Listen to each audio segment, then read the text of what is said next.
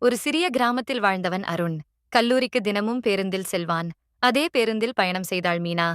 அந்த காலத்தில் இன்று போல் மொபைல் இல்லை, வாட்ஸ்அப் இல்லை. காதலை சொல்ல ஒரு பார்வை, ஒரு புன்னகை மட்டுமே இருந்தது. ஒவ்வொரு நாளும் அருண் பேருந்தின் கடைசி இருக்கையில் அமர்ந்து மீனாவை பார்த்துக் கொண்டிருப்பான். மீனாவும் அதை கவனித்தாள். ஆனால் இருவரும் பேசத் துணியவில்லை. ஒரு நாள் பேருந்தில் மீனாவின் புத்தகம் கீழே விழுந்தது. அதை எடுத்துக் கொடுத்தபோது முதல் முறையாக இருவரின் கண்களும் சந்தித்தன. நன்றி என்ற ஒரு வார்த்தை மட்டும்.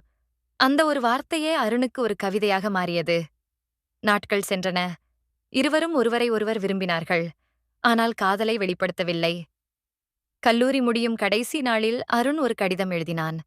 உன்னை முதல் நாள் பார்த்தது முதல் இன்று வரை என் மனதில் இருப்பது நீ மட்டும்தான். உனக்கு விருப்பமிருந்தால் இந்த கடிதத்தை வைத்துக்கொள்.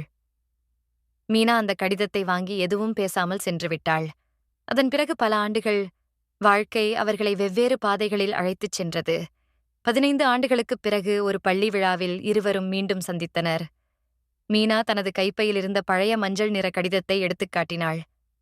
நான் இதை இன்னும் பாதுகாத்து வைத்திருக்கிறேன் என்றாள். அருணின் கண்களில் கண்ணீர். மீனா மெதுவாக சொன்னாள். அப்போது சொல்ல முடியாத காதலை இன்று சொல்கிறேன். நான் உன்னை காதலிக்கிறேன்.